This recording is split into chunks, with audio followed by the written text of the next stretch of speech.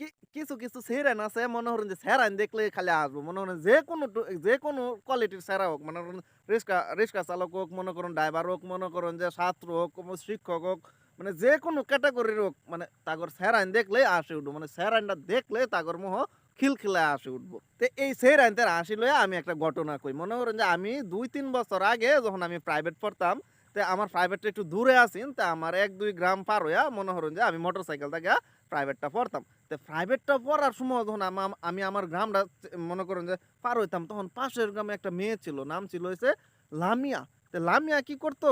লামিয়া মনে করেন যে আরেক জায়গায় প্রাইভেট পড়তো। মানে আমি যে সাইডে প্রাইভেট পড়তাম তার বিপরীত পাশে সে প্রাইভেট পড়তো। যে কারণে আমি যখন রাস্তা দিয়ে যাইতাম তখন প্রতিদিন সকালে মনে করেন যে তার মানে রাস্তার মধ্যে আমার সাথে তার একটা কোচিং হইতো। মানে কোচিং হইতো। মানে করেন হ্যাঁ, আমি এদিকে গেলে হ্যাঁ আমার বিপরীত পাশে সে অন্য জায়গায় প্রাইভেটে যেত।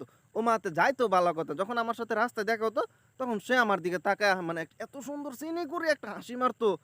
আমি তো ১ম মনে করছি যে ১ম গুরুত্ব দিছি না। আমি কি সেরেন মানুষ আসে মনে হয়। ১ বার ২ বার ৩ বার যখন গেছে ওমা! ৪-৫ দিন পর যে সমকায় দেহ খালি আমার চাই মনে হরেন যে মানে যাইবার সময় একবার তার লগে দেখা হইব। দেখা হইলে মনে হরেন যে একটা চিনি করে হাসি মেরে দিব। আবার মনে হরেন যে আমারও প্রাইভেট শেষ, তারও প্রাইভেট শেষ। যখন আবার আমি বাড়িতে ফিরে আসি তখন আবার মনে করেন ওর সাথে রাস্তার মধ্যে কোচিং হয়। তো কোচিং হলে মনে করেন যে সে আবার আমার দিকে তাকায় এত সুন্দর করে একটা হাসি দিবে। আই এম তো ফিদা। পরে তা হাসি ২ দিন পর হাসি দেইখা মানে দিল মে লাড্ডু ফুটা।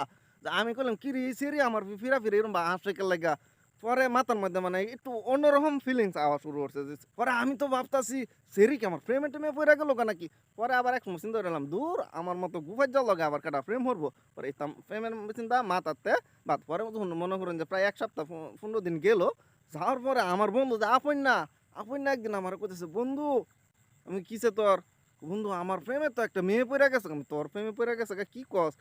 আমার তো প্রেমে একটা মেয়ে পইরা গেছে। আমি তুই কেমনে বুঝলে তোর প্রেমে যে সেরি পড়ছে?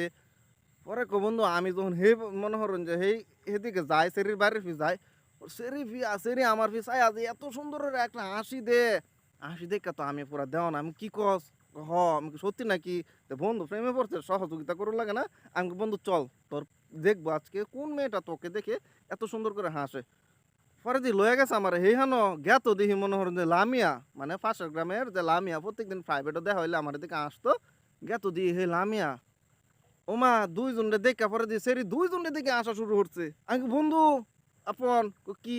আমি কই, "এটা তো লামিয়া।" পরে কয়, "তুই চিনস কেমনে?"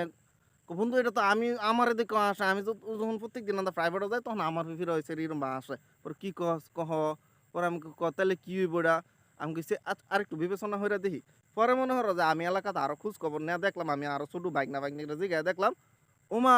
এই বাইকনারা একই কথা মামা এ সেরি তো আঙ্গরে দেখে ওইরকম বাস আমি কি আমি সেরির কি মুখ এরম নাকি মামা এর সেরির মুখ এরম এই সেরি মনে হরেন স্যারাইন দেখলে এরম বাসে আমি কি কহ আল্লাহ বাসাইছে এখন তো বন্ধুও কটকাইলছে না আমিও কটকাইলছিলাম কিন্তু এই যে এটা কিন্তু এক ধরনের ক্রাইম কেলে ক্রাইম এই যে মনে করেন যে তুমি একটা মেয়ে হয়ে এই যে তুমি একটা হাসির মাধ্যমে এত ছেলের ফিলিংস নিয়ে খেলা করবা এটা সম্পূর্ণ ক্রাইম ঠিক আছে এটা সম্পূর্ণ ক্রাইম শুধু আমি লামিয়ার কথা বলতেছি না।